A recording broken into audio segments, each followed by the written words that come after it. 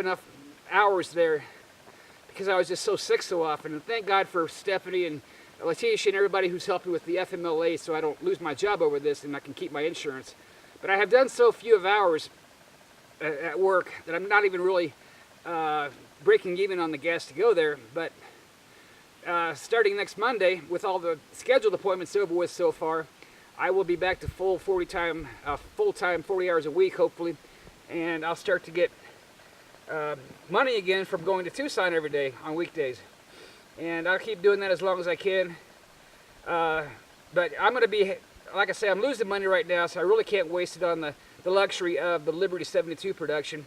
And most of my outside help has kind of fallen through because I just wasn't ready yet to show them something that would convince them for distribution. But I'm still working on all those ends as well. You know, anybody can make a movie, and most of the movies that are made are actually better than what you see on your Netflix or your HBO or Showtime or that kind of thing. The problem is distribution. And I'm going to make this movie so good that it's literally going to be irresistible for distribution. You guys will be amazed where this thing's going. So, like I said, I can usually do all my B-loop stuff in 1 or 2 cuts. I do have to get back out to the Agoura Hills area of California and shoot some Liberty Canyon stuff, because that's always been very important to Liberty 72. I already shot everything I need to down at Encinitas and down at the islands that are off of Imperial Beach in California. So I've already filmed those. I still have to go down there and do one more. I'm thinking about getting back up the Leadville, Hagerman Pass area. That probably won't happen just because my health is probably going to take a longer time than expected to mend. So, once again, best of luck to Dr. Kelly Ward. She, no matter what, she's got enough recognition now nationally from her CPAC interviews with Levin and Hannity and even Chuck Todd of NBC News. She's got enough street cred out there nationally now. No matter what happens, it's been a good move on her part to run for the Senate.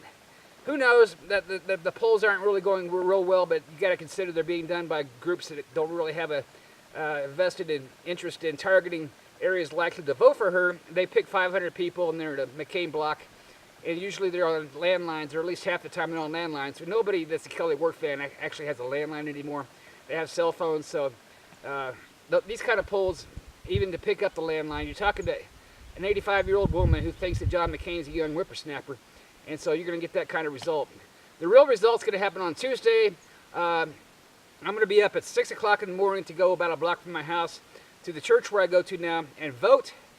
And I'm going to be voting for the Melvin Tobin Gray block. I'm going to be voting Gray as well for City Council, and Gwen as well for City Council. Definitely Kelly Ward. Mark Daniels, our sheriff, of course, he's the only guy on the ballot, but of course I'm going to vote for him. I just love that guy. Who else? Yeah, we'll get some Google time on Monday to figure out who some of these guys are. I don't know who they are, running for the state senate and that kind of thing. And I can only vote for the Republican candidates. So Pat Call, I'm one of his best fans on earth. He doesn't appear on my ballot because apparently he's a Democrat or some other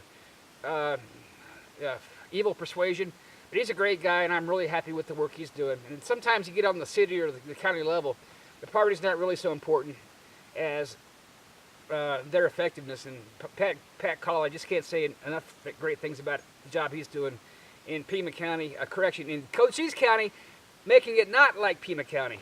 So, with that having been said, let me get on to my next topic. I don't know how many parts this is going to run, but I did warn you, didn't I? Yes, I did. So, that's what happens when you can't blame cancer for this thing has been, look at this. This thing's been all over the map and being dropped. So, we continue. Be amazed how many cameras I've had in the ocean, down mountainsides. So if it's just a face plant, I'm not so worried.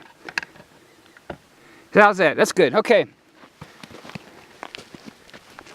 As the late great NPR guy said, John McLaughlin, oh, stop it. I want to talk to you about something I really encourage you to watch. Now, you guys are all bored to death of my going on day after day after day on my Facebook page about what I call my daily devotion. And you can go back to day 1 and read through all those. And it's kind of funny that after I make a certain observation about God or that church or any church, I'll go back and watch for the first time one of Greg's sermons / homilies / messages on the Vimeo or on the YouTube now, and he's covering the same stuff and pretty much saying the same things that I've already noted, which that's really cool, because I live in a place where God can bless. I just am so dead set on being set in a place where God can bless. And I always try to set a good example, but I don't always. But there's something that I really want to make sure you guys watch, and that's the one that's posting tonight. It will be number 67. And I don't think Pastor Greg even thought I'd even make it up to 67.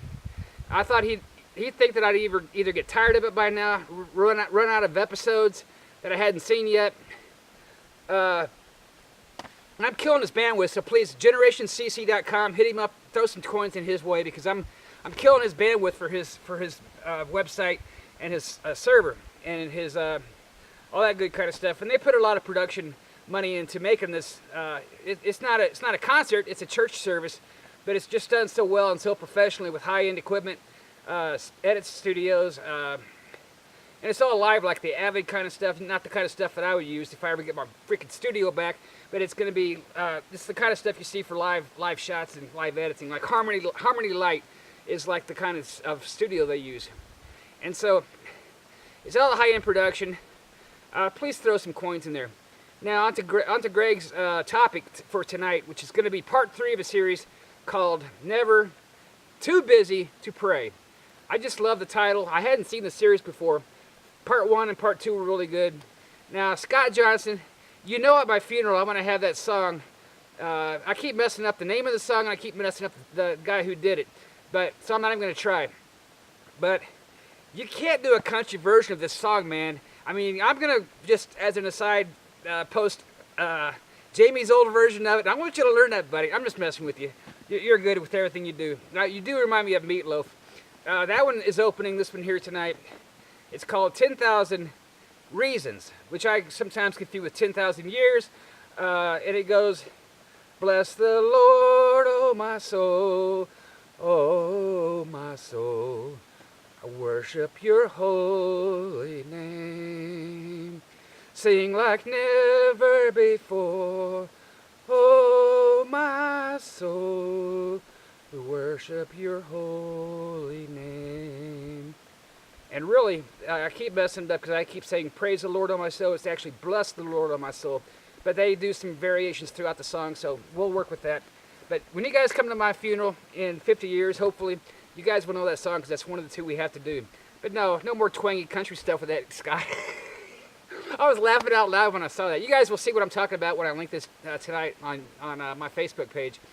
The most important part in this series, Pastor Greg kind of cuts it out what the message is in part 1. And I'm just doing this from all memory. But it says something like this: God, I need help. They need help. Thank you. And I'm very, very good at paraphrasing, but I'm pretty sure I got most of it. Now, he talks about prayer. Now, sometimes God will say in the Bible through the Son, Jesus Christ, ask and you will receive, knocking the door will open, that kind of thing. But this comes with a caveat, and the caveat is God has to say, this is good for you to have this kind of candy, kiddo. This is good for you to have this that you're asking for. But the point is not that we have to ask and we'll receive and all that kind of thing. The point is actually the attention span given to God. And what I really want the takeaway to be from this is what I saw in tonight's message. And he used an example of a child or a grandchild that comes home and sees mom and dad and just, gets all excited and rushes up and the heart's beating and the smile's there. And after a day away from the source of security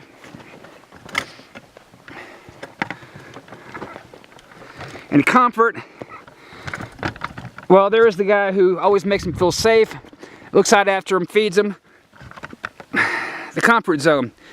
Now he uses children in that, but just as well, I could use little puppies. Now, puppies don't have souls, and I just want to make this very clear that most of my girlfriends that I would normally have in life would much rather just have a dog in their house. You know, it goes like that because the dogs are obedient, forgiving, so long as you feed them, unconditionally loving. And little puppies are like really funny because, you know, you smack them on the nose when they poop or pee on the carpet and stuff like that, but give them 5 minutes, they'll forget about it. And they'll be back to unconditional love, hopefully learning something along the way. And so, puppies, I hate to break it to y'all, do not have eternal souls. And I know we can argue about that, but no, they don't. They're like part of the animal kingdom that mankind has dominion over. And call that global warming source and stuff like that. No, that's all still under God's control. But we are in the pecking order of creation, given dominion over all the animals, including the rhinos, elephants, and tigers, and bears that rushed Greg Johnson, or the deer that almost ran through his car window. So all these things are, if they cooperate or not, are all subject to our dominion. They don't have eternal souls. They don't have a resurrection. I may be wrong, but I'm pretty well sure of this. However, from the conception of a tiny, tiny human being, the soul, the same one that exists in our bodies till the day we have our last breath and grow cold, is in there. And that's what makes us special. When John the Baptist was in the womb of Elizabeth, the sister or cousin of Mary, I forget which one it was, and Mary comes along with the unborn child of Jesus.